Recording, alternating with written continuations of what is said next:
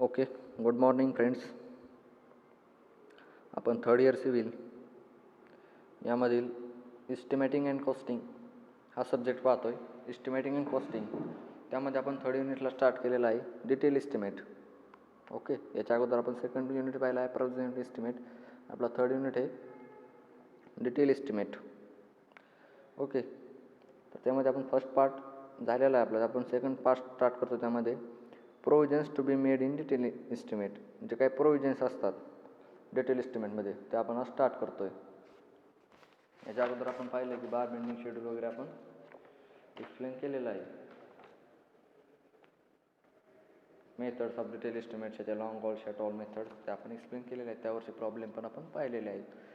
आपण new point start करतो आहे provisions to be made in detail estimate. Detail इस्टिमेटमध्ये काय काय प्रोव्हिजन्स असतात ते आपण यामध्ये अभ्यासणार आहोत. काय there are many things which we can not predict while preparing estimate but provision had to be made. म्हणजे काय सांगितलं आहे याच्यात त्या वेगवेगळ्या गोष्टी असतात, मेनी थिंग्स असतात. Can not predict while preparing estimate, जे आपण प्रिपेरिंग इस्टिमेट करतो त्यामध्ये वेगवेगळ्या गोष्टी अवलंबून असतात. But provision has to be made, त्यालाच काय म्हणतात, प्रोव्हिजन म्हणतात. Following are the things which are necessary. तर काय काय थिंग्स आहेत ते आपल्याला खालीलप्रमाणे दिलेले आहेत. Provisions to be made in detail estimate, की कोणत्या प्रोव्हिजन्स आहेत त्या मेडअप कशात होतात त्या डिटेल इस्टिमेटच्या आपल्याला खाली दिलेले आहेत. तर फर्स्ट एक contingencies, second work charge establishment, third centage charges, fourth water supply and sanitary arrangements, fifth internal electrification, six prime cost, seven provisional sum आणि एट डे वर्क. हे 8 काय दिलेले आहेत त्यांनी, काही प्रोव्हिजनल्स दिले आहेत मेड इन डिटेल इस्टिमेटच्या. ह्या 8 प्रोव्हिजनल आहेत. पण मी रिपीट करतो. Contingencies, work charge establishment, centage charges, water supply and sanitary arrangements, internal electrification, prime cost, provisional sum आणि लास्ट डे वर्क. ह्या प्रोव्हिजनल्स आहेत डिटेल इस्टिमेटच्या. ओके, रीड करून घ्या एकदा.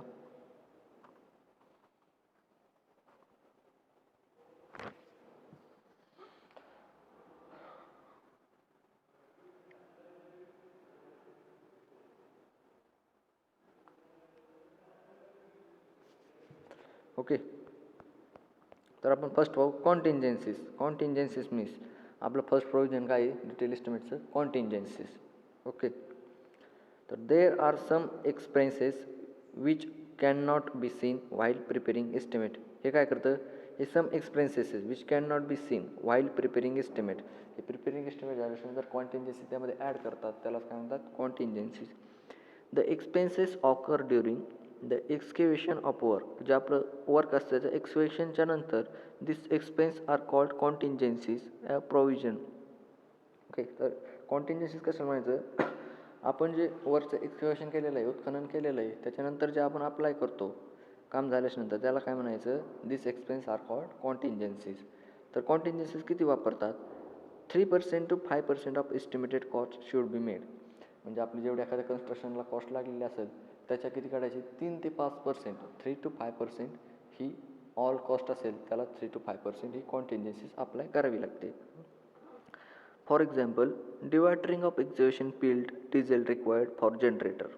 ओके, मग त्यांनी एक्झाम्पल काय दिलं आहे, excavation pit diesel required for generator.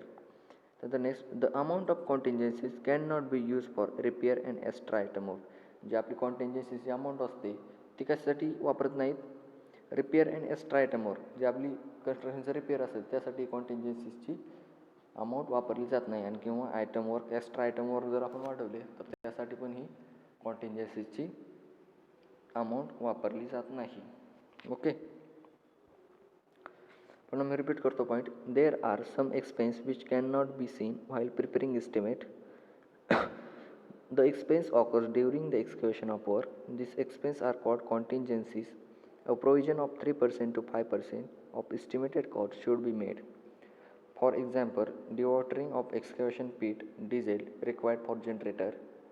The amount of contingencies cannot be used for repair and extra work. ते कॉन्टिन्जन्सीची अमाऊंट काय आपण रिपेअरसाठी पण वापरू शकत नाही आणि काय आपली अमाऊंट ऑफ एक्स्ट्रा वर्क असेल त्यासाठी पण आपण कॉन्टिन्जन्सीची अमाऊंट वापरू शकत नाही. ही आपली झाली first कॉन्टिन्जन्सीज.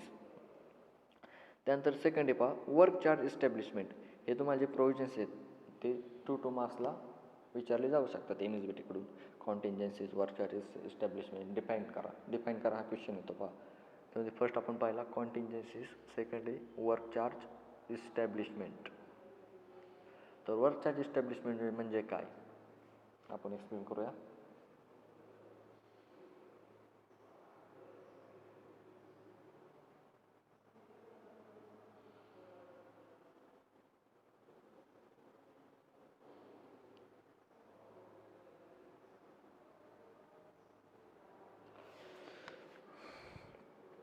Work supervisors, chowkidars, other temporary workers who has employed during execution of work. म्हणजे जे सुपरवायझर्स असतात, त्यानंतर चौकीदार असतात आपले कन्स्ट्रक्शनवर, आणि टेम्पररी वर्कर जे असतात ते त्यांचे जे एम्प्लॉयड एक्झिक्युशन ऑफ वर्क, जे त्यांचं एक्झिक्युशन जे त्यांचं असतं ते या वर्क चार्ज इस्टॅब्लिशमेंटमधून देतात. The payments above workers are done from the work charge establishment. म्हणजे आपले वर्क सुपरवायझर असतात टेम्पररी, जे चौकीदार असतात टेम्पररी, जे वर्कर्स आपण ठेवतो रोजंदारीवर, त्यांचं जे पेमेंट केलं जातं ते ह्या वर्क चार्ज इस्टॅब्लिशमेंटवरून केलेलं जातं. तर वर्क चार्ज इस्टॅब्लिशमेंटची कॉस्ट किती घ्यायची? 2% to 2.5% of estimated cost is consider work charge establishment. म्हणजे 2 ते 2.5 आपलं जे टक्के असतं, 2 ते 2.5% हे जी आपली ओव्हरऑल बिल्डिंगची कॉस्ट असते त्याच्या 2 ते 2.5% हे वर्क चार्ज इस्टॅब्लिशमेंटसाठी अमाऊंट घ्यायचं असतं. This employees appointment is only up to completion of the project. ही एम्प्लॉईज अपॉइंटमेंट कधी केली जाते? Completion of project. आपलं प्रोजेक्ट असेल कन्स्ट्रक्शनचा ते कंप्लीट झाल्यानंतर वर्क चार्ज इस्टॅब्लिशमेंट अप्लाय केला जातो. ओके, रीड करून घ्या एकदा.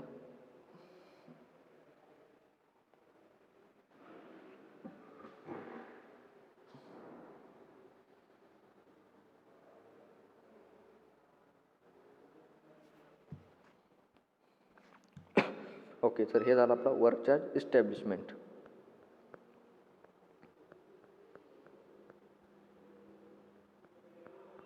Work charge establishment. त्यानंतर आपला नंतर centage charges. Centage charges means centage charges आपण 2 पाहिले. First contingencies, second work charge establishment, third आता कॅन्टीज चार्जेस.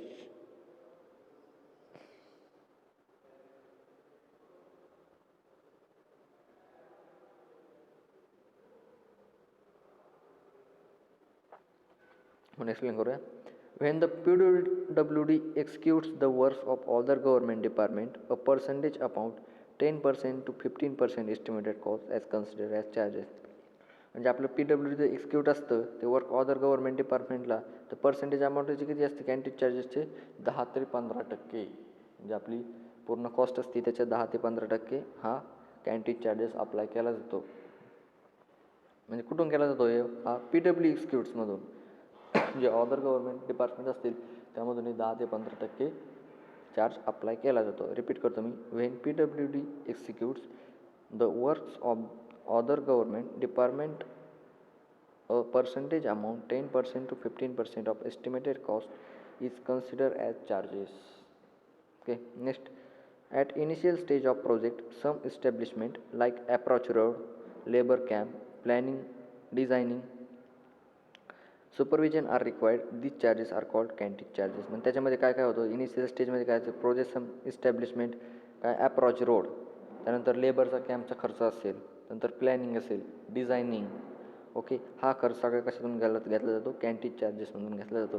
त्यानंतर सुपरविजन पण त्यामध्येच रिक्वायर्ड असते. आणि ह्या सर्व चार्जेसला काय म्हटलं जातं? कॅन्टीज चार्जेस. ओके, काय definition?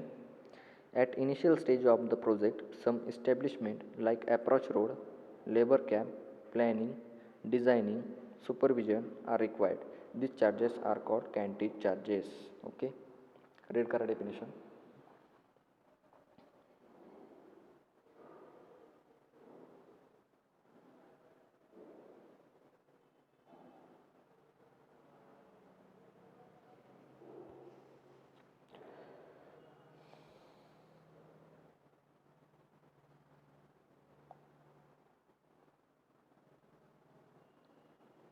Okay.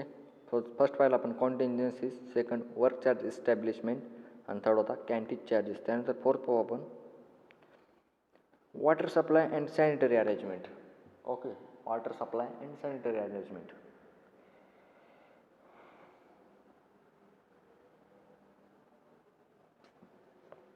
4% to 5% of estimated cost is reserved for water supply and sanitary arrangement. म्हणजे 4 to 5% एस्टिमेटेड कॉस्ट जास्त आपलं, त्यामधून हे 4 to 5% आपण water charge, water supply and sanitary arrangement आपण त्यामधून तो चार्ज घेऊ शकतो 4 ते 5%. क्या तो 4% to 5% estimated cost is reserved for water supply and sanitary arrangement. हा किती असतो? 4% to 5% अप्लाय केला जातो. त्यानंतर नेक्स्ट आहे आपले इंटरनल इलेक्ट्रिफिकेशन. 5 प्रोविजनल्स आहेत आपले. 5th प्रोविजनल्स internal electrification. जे आपल्या आतल्या साईडला इंटरनल इलेक्ट्रिफिकेशन केलेलं असतं त्यामध्ये काय असतं बा, the cost of electrification depends upon specification. जे आपली स्पेसिफिकेशन असतं, स्पेसिफिक जागा सोडलेली असती, त्या स्पेसिफिकेशनवरती हे इलेक्ट्रिफिकेशन हे डिपेंड असतं. The cost of electrification depends upon specification. Generally 8% of total estimated cost is consider for electrification. जे आपली टोटल प्रोजेक्टची कॉस्ट असती त्यापैकी 8% आपण ही इंटरनल इलेक्ट्रिफिकेशनसाठी अप्लाय करू शकतो. 8%. Generally 8% of total estimated cost is consider for electrification. Okay, repeat करतो मी. Internal electrification means the cost of electrification depends upon specification. Generally 8% of total estimated cost is considered for electrification.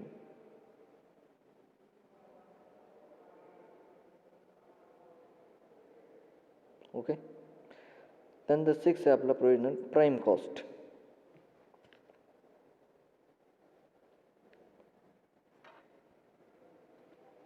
Prime cost definition काय? While preparing estimate, the cost for some items cannot be predicted like fixtures and fostering of door and windows plumbing items. The cost of articles or materials or shop is called as prime cost. तर prime cost कशाला म्हटलं जातं पहा, जे आपलं preparing estimate करतो आपण कॉस्टचं, some items can be predicted like features. त्यामध्ये जे प्रेडिक्टेड लाईट असतात ते फीचर्स अँड फास्टनिंग, ते फीचर्स अँड फास्टनिंग करतात ऑफ डोअर अँड विंडोजचं. जे आपण फर्स्टली एस्टिमेट करतो ते fastening, fixtures and fastening, door, windows, plumbing items जे असतात त्याचा आपण जे एस्टिमेट काढतो. The cost of articles of materials, जे मटेरियल्स आपण काढतो त्या शॉपमधून घेतलेल्या त्याला काय म्हणतात? प्राईम कॉस्ट असं संबोधलं जातं. ओके, कळाली. प्राईम कॉस्ट मीन्स म्हणजे आपण जे प्रिपेरिंग एस्टिमेट करतो ते आपण फिक्चर अँड फास्टरिंगसाठी जे वापरतो, डोअर, विंडोज, प्लंबिंग आयटम जे आपण दुकानातून घेतो त्यालाच काय म्हणायचं? Prime cost. रिपीट करतो definition. While preparing estimate, the cost for some items can not predicted like features and fastening of door and windows plumbing items. The cost of articles or materials at the shop is called prime cost. Okay, read करून घ्या definition.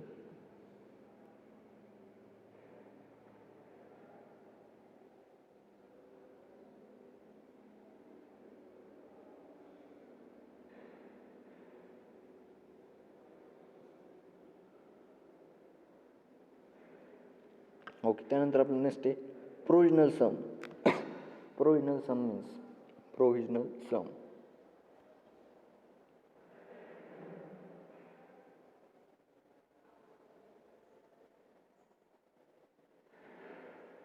तर provisional समची definition read करतो मी. For some special work like installation of air conditioners, sewer lines, water lines, some amount is kept aside from estimator is called as provisional sum. तर provisional sum means special work, जे installation of air कंडिशनरला, जे आपण air कंडिशनरला special work करतो, त्यानंतर saver lines, water lines जे असतात त्याचं जे अमाऊंट असतं असाइड फ्रॉम इस्टिमेटर त्यालाच काय म्हणतात? प्रोव्हिजनल सम. म्हणजे कोणते?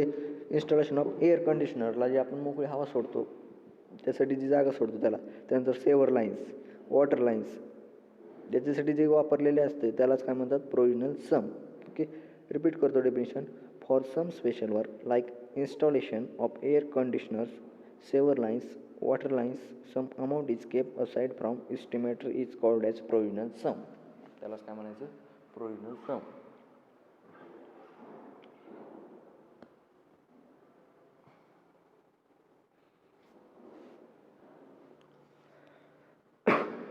ओके. तर नेक्स्ट आहे आपलं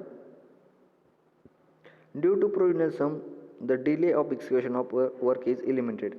आपण काय करतो? Daily execution of work eliminated करतो त्या प्रोव्हिजनल सममध्ये. The amount of provisional sum may vary as per site condition. जी आपली प्रोव्हिजनल समची अमाऊंट असते ती साईटच्या कंडिशनवरती अवलंबून असू शकते. आपले त्या साईटवरती टेम्परेचर कसं आहे त्याच्यावरती ती अवलंबून असू शकते. इथं पाणी किती लागतं आहे, एअरचं प्रमाण कसं आहे त्याच्यावरती आपण जी जागा सोडतो त्याच्यावरती ते प्रोव्हिजनल सम अवलंबून असू शकतं. म्हणजेच काय? The amount of provisional sum may vary as per site condition. साईटच्या कंडिशनवरती. ओके. त्यानंतर नेक्स्ट आहे आपलं day work. Day work. Day work पण इम्पॉर्टंट आहे. डे वर्कची डेफिनेशन विचारली जाऊ शकते एक्झामला. Day work means during execution of work some items measurement cannot be taken directly. Such items payment are done by day work. म्हणजे काय? जसं ड्युरिंग एक्सिक्युशनचं असतं work, some items measurement can not be taken directly. हे काय करतात? Directly हे measurement करू शकत नाही. पण item payments are done by day work. ते कशावरती आपल्याला डे वर्कवर पेमेंट करू शकतात. म्हणजे एका दिवसाला किती पेमेंट, त्यालाच काय म्हणतात? आपलं डे वर्क. समजा आपल्याला वाटून दिलेलं काम असतं, म्हणजे एका दिवसाला एवढं काम करायचं, त्याच्यावर आपल्याला पेमेंट दिलेलं असतं, त्यालाच काय म्हणायचं? एका दिवसाचं काम म्हणजेच डे वर्क. ओके. अशी दिलीची डेफिनेशन डे वर्क. रिपीट करतो definition. During execution of work, some items measurement cannot be taken directly. Such items payments are done by day work. It's called as day work.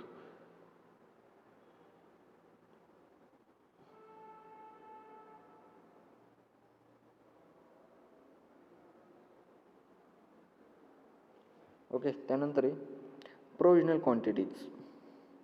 Next point आपला provisional quantities.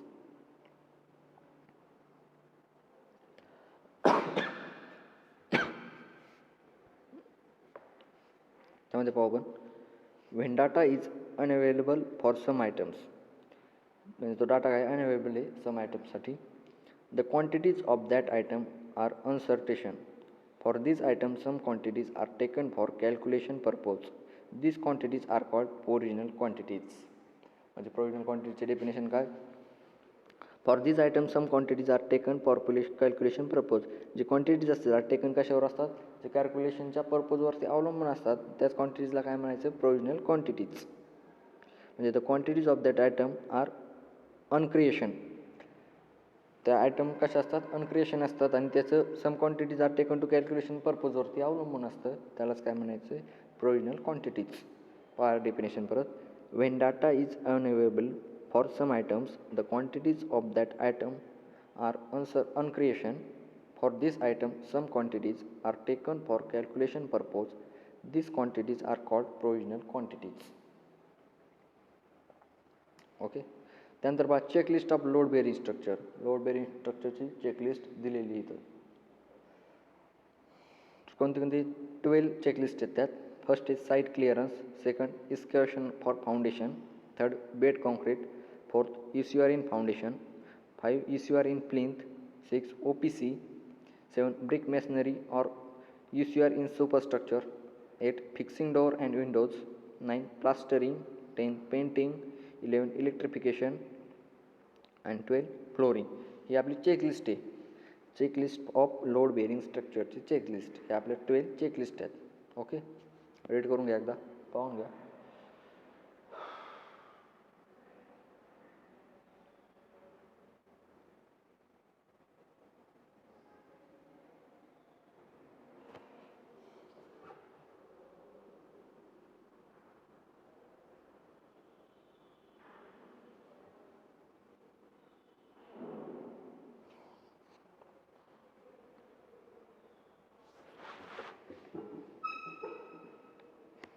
Okay. Next point आहे आपला bill of quantities.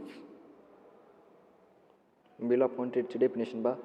It is a document prepared by estimator which provides project specific measured quantities of material and labors identified drawing and specification tender documents. म्हणजे जे आपण bill काढतो ते bill कसं काढायचं.